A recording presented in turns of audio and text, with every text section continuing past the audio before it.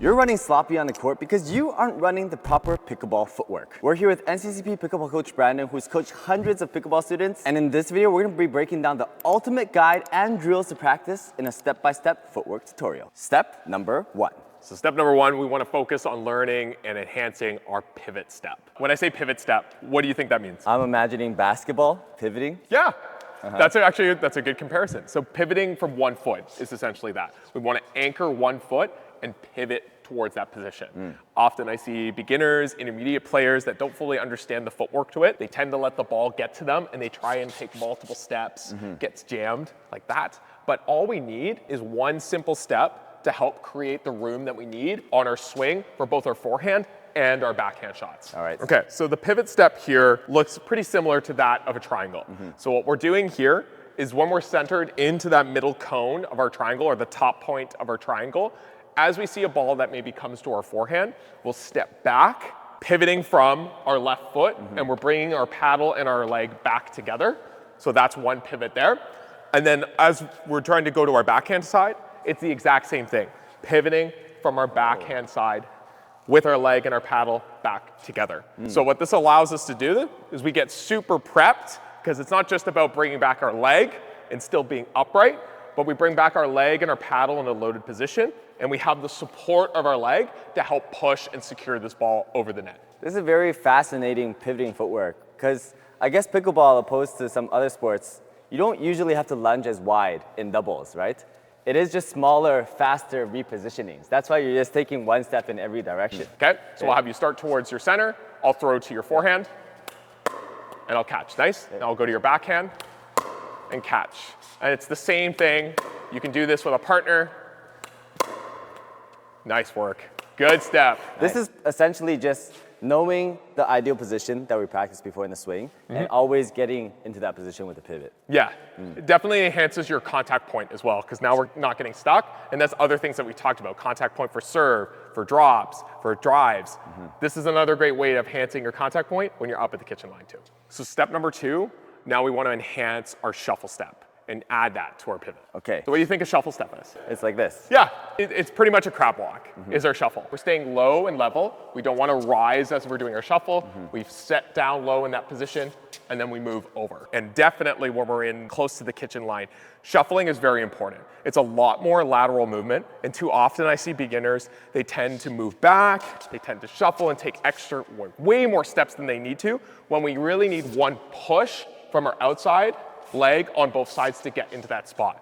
And then we can use this to enhance with our pivot, so that way we can make sure we're getting to the angle of the ball, and then we can pivot to create the depth. So these two complement each other very well. Okay. So a great visual for this, the complement of shuffle and pivot, looking at these cones here. In this green cone here is my starting position. If I was to get a ball that was coming out towards this area here, I want to shuffle and then pivot back here to get myself into position. So I could shuffle to get the lateral movement, and then I still need to get under, so I would pivot from that foot.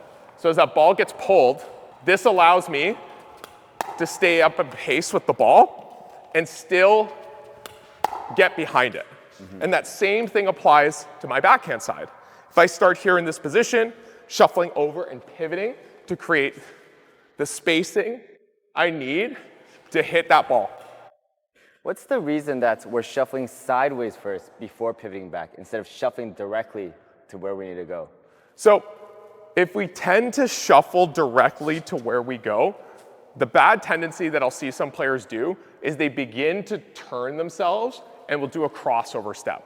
In some situations, we do need to cross over, and that's usually when we're being extremely stretched. But relying on a crossover here already, if I hit this ball poorly here, Alex, where do you think the ball is going to go next? Where is it going to go? I mean, it could go further out this way, but the real solution is just to go behind me. I completely showed my opponents my back too early, and this is a very easy shot if I'm unwinding, and I'll get snagged here. But if I focusing on the action in front of me, facing open, I know even if I hit a bad ball here, I can read it and hopefully save the play. Where here, if I don't make the shot, I'm completely isolated. Right. And one thing I was thinking about on why we're shuffling sideways first before pivoting back is because our ideal hitting position is still up here, right? Yes. We're just taking a step back and coming this way. That's why it's not good to shuffle to the side, because then, well, first you can't pivot anymore. And if you do pivot, you'll be too far behind. Yeah. Okay. It's overcomplicating it, essentially. Right. Yeah. But now, based on where I toss the ball, Alex, you'll need to shuffle, then pivot. Okay. So from here in that starting position there, I'm going to toss the ball just in front of that cone there. Okay. So I want you to shuffle, then pivot. Okay. So shuffle, pivot. Nice. Shuffle, pivot. So these are super controlled. Even behind me. And what I like about this too, Alex, is you're realizing how much time you have here. Again, beginner players, some intermediates, they might feel way more frantic here. You don't look frantic at all. Yes. You look stoic. Well, because I'm very confident that with this pivot step, it's okay even if I take it a little bit late, because I can always bring it back in. Totally.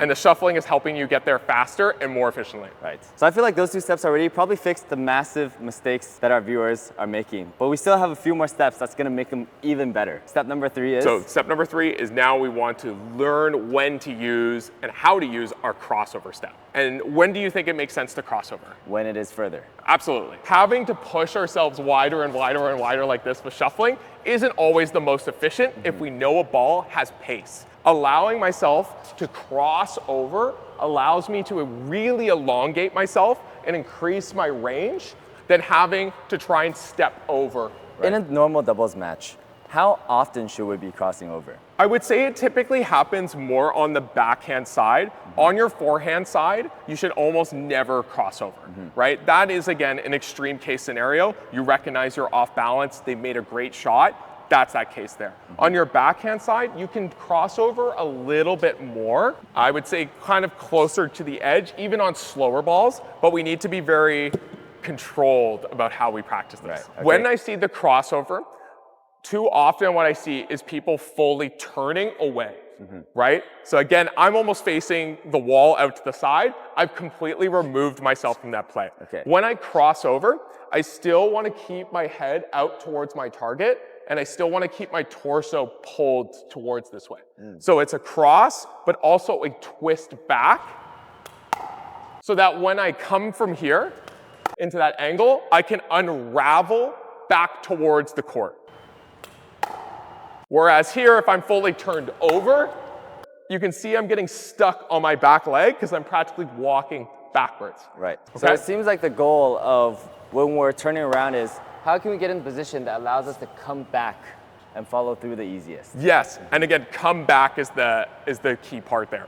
This is a shot that is very hard to be offensive with. If you're in this position, it's important to recognize that, hey, we're trying to return to play. We're glad we got the ball back. Let's wait for a better ball to attack later on. Okay. Here we go. Good. Good. Steady. Good. So a good thing to focus on here is swing out with your arm a little bit. Let your arm lead before you unravel with your leg. If you swing the two together, what can often happen is we can rise and we can also lose our balance a little bit more. So carry with the arm first. So lead with that arm and then come back. Yes, right there. Yes. So there's a very short pause between the two, but that allows you to be a lot more accurate here, Alex. So when we have good footwork, what it essentially feels like is all the shots are in slow motion. Yes. The way I like to describe it is you want to get your feet in place first, hence the footwork. You want to feel like there's a pause, a moment where you can assess the situation, you can breathe a little bit, and then you can start to move your paddle through. But for step number 4 here, we're going to focus on creating space using a closed stance. When we think about our closed stance, this is typically something we would use where? Our drives? Yeah. This is typically something we use for our drives, but one thing we do when we get to our closed stance is sometimes we're just focusing on just the pivot, right? That's a good way to get to it, but we need to focus on additional space, and the way I like to think about that is a push back. Right. And So- just to define very quickly, what is a closed and open stance? So open stance, I'm facing towards my opponents or where I want the ball to go most of the time. The closed stance, I'm facing away, and it can be either to my right or my left. Either way, it's closed. Okay. A good way to visualize this, even when we're just thinking about our drives, we have that ball positioned out in front of us, and I'm out to the side here and hitting through. But the additional footwork is feeling the push sensation to create more space. So typically, if we do this, sometimes we might get jammed. We might realize that we're hitting the ball closer than we want to.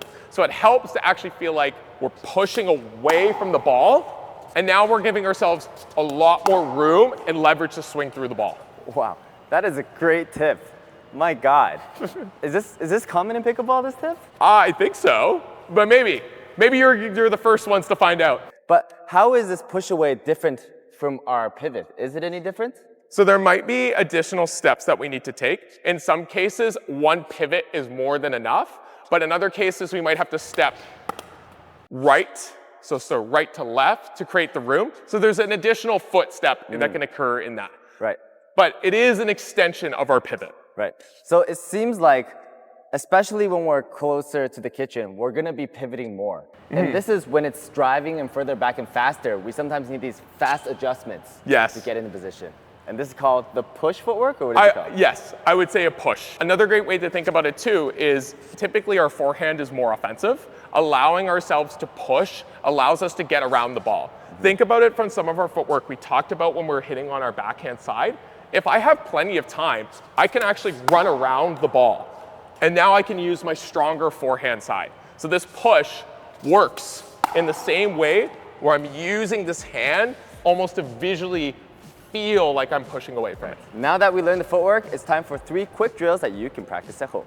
So this is what we're gonna do, Alex. So similar to how we were demonstrating previously, we were gonna do our triangle drill. But this time we're gonna be continuous. So I'm gonna hit the ball back and forth, and I want you to keep practicing your pivot as you move. Got it. Trying to hit and get that ball to land in the kitchen, pivot, good. Good. And just working on that back and forth. And now, Alex, I see you can get the hang of it. So one thing I can do to progress this is now I can hit to different spots. Okay. So I might keep you guessing, but you're still gonna work on pivoting. So there we lost it. We want that pivot, yes, with the side that the ball is on. Good, nice pivot.